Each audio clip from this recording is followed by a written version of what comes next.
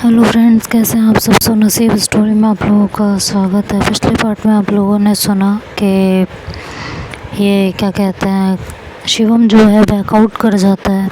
वो कनिष्का से प्रॉमिस करता है कि आज के बाद वो इस मामले में कभी भी दखल अंदाजी नहीं करेगा, ना अपनी मम्मी को सृष्टि के पास जाने के लिए फोर्स करेगा।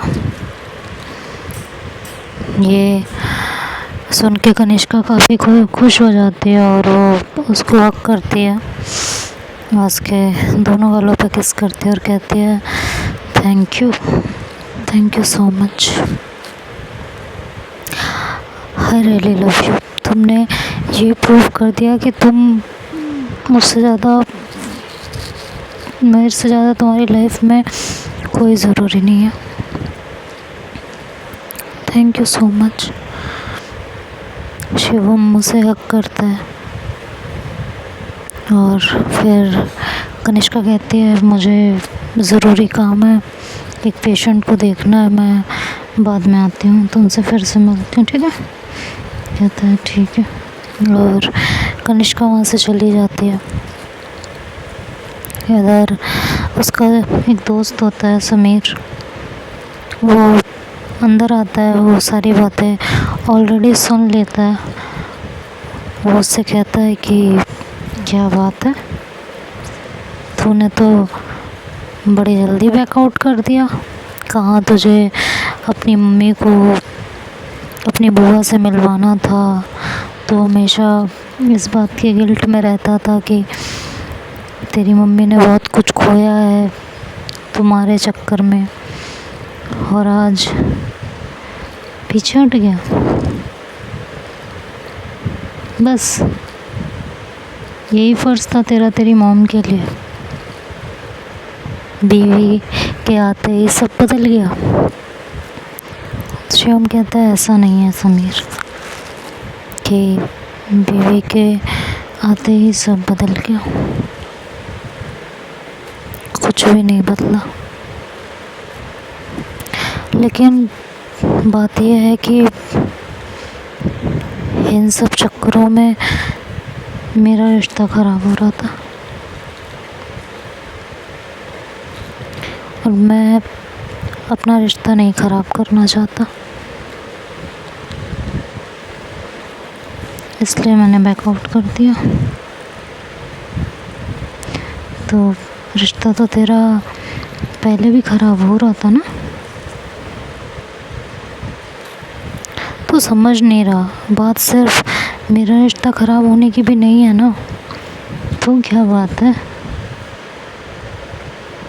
वो भी बता दे।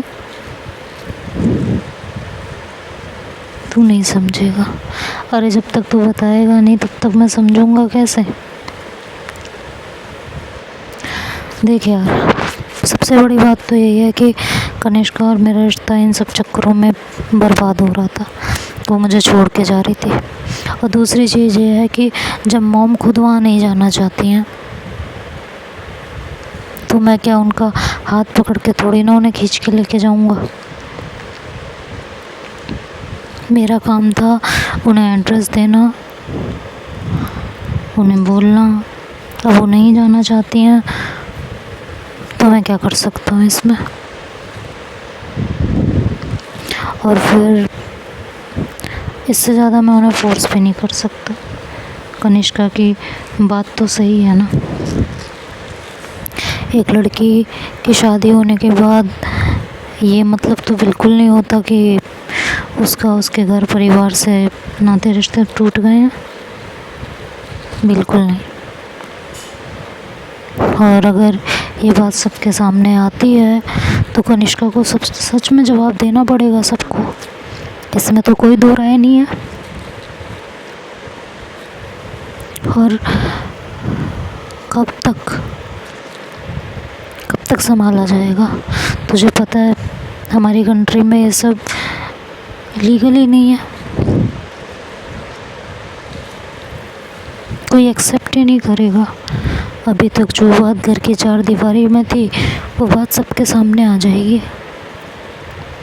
और जब मम्मी खुद नहीं जाना चाहती हैं तो मैं उन्हें ज़बरदस्ती कैसे भेज सकता हूँ? मैं अपना डिसीजन उनके ऊपर कैसे थोप सकता हूँ? हर बार ही तो उनके लिए किसी न डिसीजन लिया है ना। अब फिर से वही करूँ उनके साथ, फिर से अपना डिसीजन उनके ऊपर थोप दूँ कि नहीं आपको जाना है। उनकी अपनी मर्ज़ी है, मैं इससे ज़्यादा उनके लिए और कुछ नहीं कर सकता, और ना मुझे अब इस मामले में और ज़्यादा पढ़ना है। मैं अपनी शादीशुदा लाइफ नहीं बर्बाद करूँगा।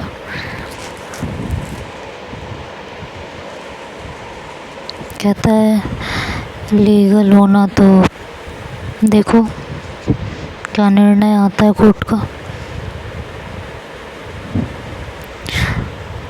कितने लोग तो इसके लिए प्रोटेस्ट कर रहे हैं। कहता है यार वो तो बात की बात है कि क्या आएगा डिसीजन। प्रोटेस्ट तो बहुत टाइम से चल रहा है।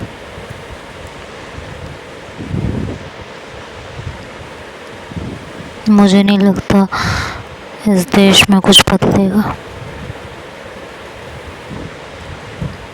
यहाँ के सोसाइटी के लोग ही ऐसे हैं, क्या किया जाए।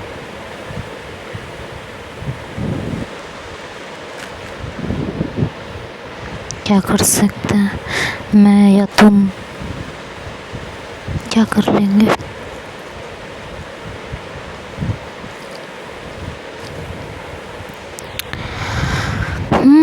बात तो तेरी भी ठीक है। कहता है और बात लीगल होने ना होने की नहीं है, बात यह है कि जब मॉम ही नहीं जाना चाहती हैं यहाँ से, जाने के लिए इसका लीगल होना तो ज़रूरी नहीं है ना। लेकिन बात यह है कि अगर वो गई और कनिष्का ने गुस्से में अपने घर में बता दिया, या उसके घर वाले बार बार पूछेंगे, तो क्या जवाब देगी।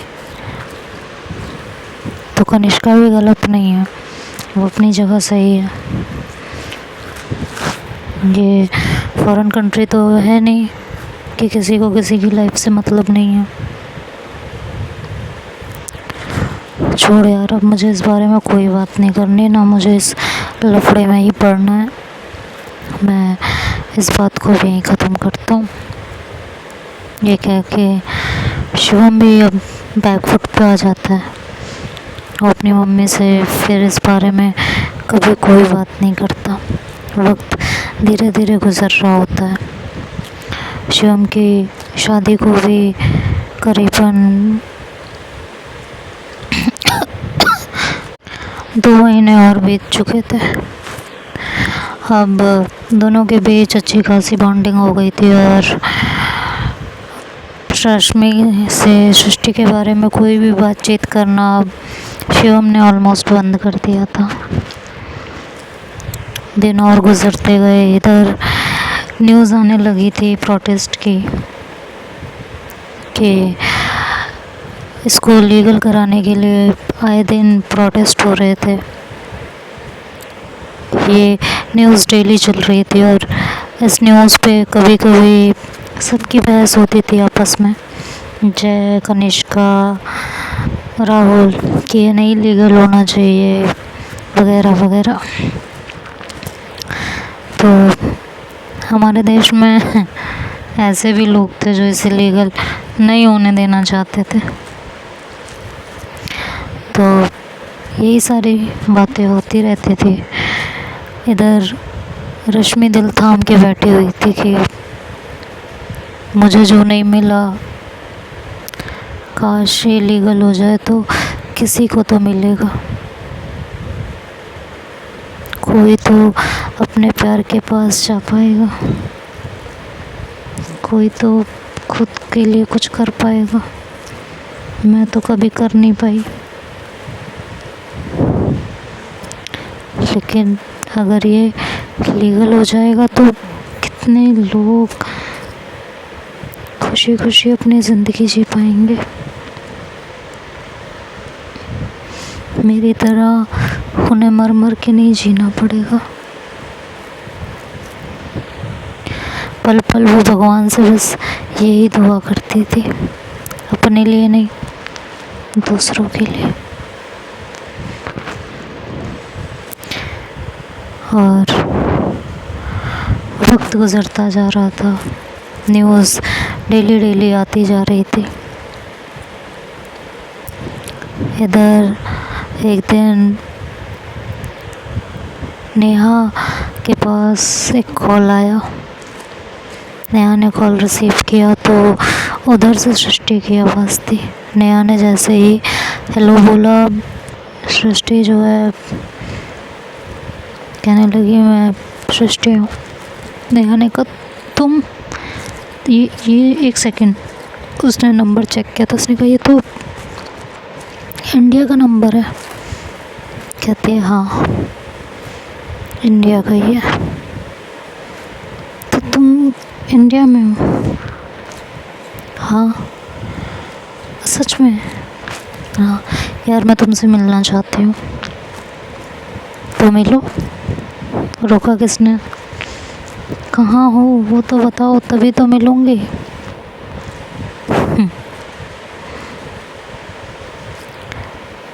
जिस प्रोटेस्ट में तुम इन्वॉल्व हो ना, उसी में मैं भी हूँ। क्या मतलब? तुम यहाँ? हाँ मैं यहाँ इसीलिए आई हूँ। सीरियसली? जी। I don't believe it. तुम्हारी मर्जी है। कहाँ पे हो? टाइम बता रही हूँ, मैंने तुम्हें वहीं देखा था इसीलिए तुम्हें कॉल किया। तो उसने कहा कब मिलना है? आज ही मिल लो। तो कहती है बताओ। तो वो उसे टाइम और जगह बताती है। इधर नेहा बेसब्री से बस टाइम बीतने का इंतज़ार कर रही होती है और किसी तरह वो टाइम बीतता है और वो बताए हुए जगह पे पहुंच जाती है। जब वहाँ जाती है तो सृष्टि पहले से ही वहाँ उसका इंतज़ार कर रही होती है। उसे देखते ही नेहा जाके उसे हक करती है और कहती है कहाँ थी यार, तुम्हें कितना ढूंढा है हम सब ने, लेकिन तुम्हारा कोई अता पता ही नहीं था। मेरा पता करके क्या करना था? तुम्हारा दिमाग खराब है। तुम्हारा पता करके क्या करना था? ऐसे कोई दोस्तों को छोड़ देता है क्या? तो सृष्टि जो है अपने बैग में से कुछ कैश निकालती है और वो नेहा के हाथ में रखती है। नेहा कहती है ये क्या है? कहती है तेरा एक एहसान था जो मेरे ऊपर था, बस वही उतारना था। ओह अच्छा, तो तू इसलिए मुझसे मिली है, नहीं तो तू मुझसे मिलती भी नहीं। ऐसा नहीं था नेहा, बात तो यही है। कहती है हाँ जहाँ तक तुम सोच रहे हो बात ये भी सही है कि अगर मुझे तुम्हारे ये पैसे नहीं लौटाने होते तो शायद मैं तुमसे मिलती भी नहीं। क्यों? बस मिलके पुरानी यादों को और ज़्यादा नहीं कुरेदना था। उसकी ज़िंदगी में अभी भी कोई नहीं है सृष्टि। उसकी ज़िंदगी में कोई है नहीं है इस बात से फ़र्क ही नहीं पड़ता।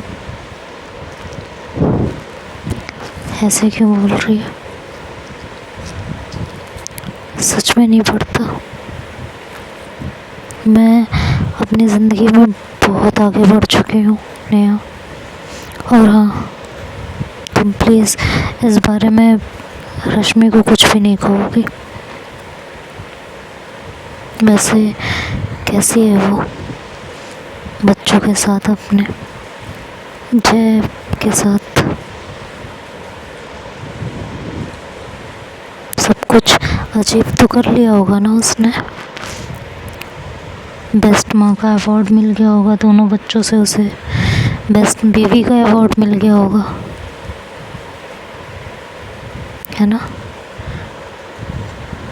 कहती है ऐसे क्यों बोल रही है यार, तुझे भी पता है उसकी मजबूरी थी, इतनी नाराज़गी है तुझे उससे।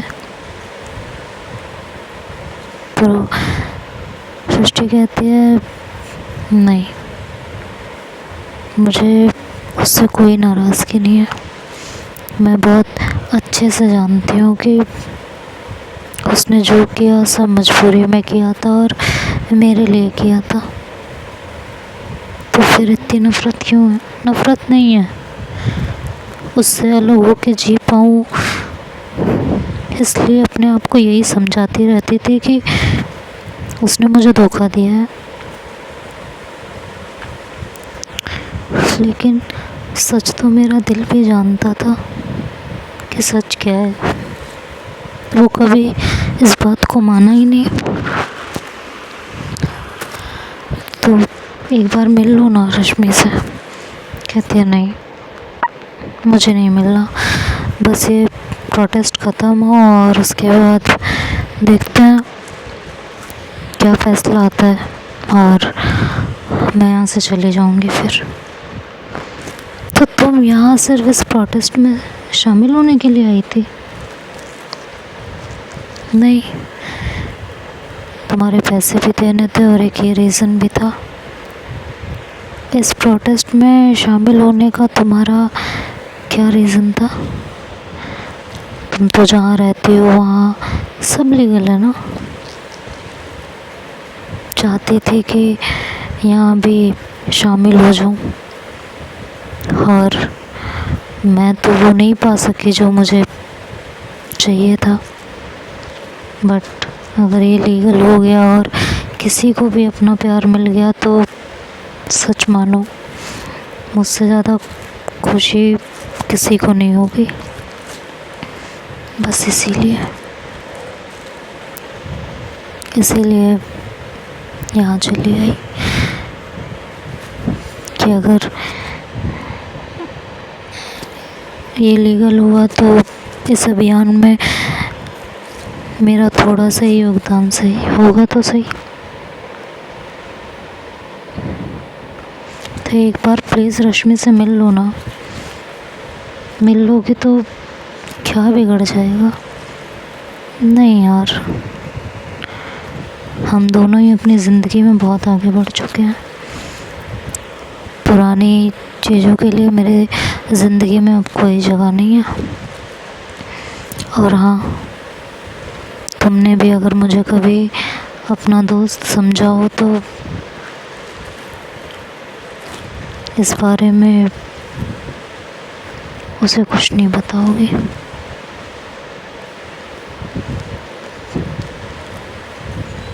प्लीज़।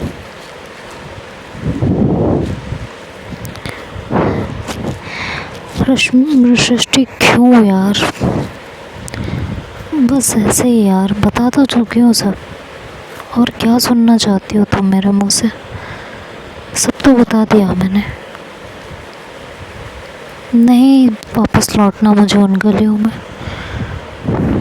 कुछ नहीं रखा है वो सिवाय दर्द के और तड़प के। वो अपनी ज़िंदगी में आगे बढ़ गई है और मैं अपनी। चलिए बताओ बच्चे कैसे हैं? शिवम की तो शादी हो गई। क्या? शिवम की शादी हो गई? इतना बड़ा हो गया हो? हाँ तो तुम जब इतनी बड़ी हो गई हो तो काफ़ी बड़ा हो गया होगा ना। सही कह रही हो। कैसी है उसकी वाइफ? अच्छी है, काफ़ी समझती है। चलो ये तो अच्छी बात है कि वो उसे समझती है। तब। और ऐसे में तुम मुझसे कह रही हो कि मैं रश्मि से मुलाकात कर लूँ, ये नहीं हो सकता। अब वो किसी की सास भी बन चुकी है, तो जो चीज़ें पीछे रह गई हैं उन्हें पीछे रहने देने में ही भलाई है।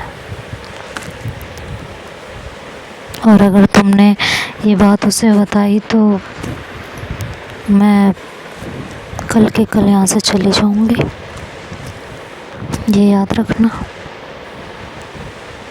बाकी कल मिलते हैं इसी प्रोटेस्ट में फिर से। तो नेहा कहती है ठीक है, अगर तुम यही चाहती हो तो यही सही है, नहीं बताऊँगी, ध्यान रखना अपना। तो सृष्टि कहती है कल तो मिल ही रहना, और अब तो बहुत जल्दी फैसला भी आ ही जाएगा, देखते हैं क्या फ़ैसला आता है। बट अगर हाँ तुमने रश्मि को बताया तो फ़ैसला आने से पहले मैं यहाँ से चली जाऊँगी। मुझे रश्मि से सच में नहीं मिलना, मैं उससे नहीं मिलना चाहती हूँ, तो प्लीज़ आई रिक्वेस्ट यू ऐसा कुछ भी मत करना। नेहा उसे कहती है ठीक है। तो देखते हैं आगे क्या होता है, ये तो नेक्स्ट पार्ट में सुनेंगे। तब तक के लिए बाय बाय, टेक केयर।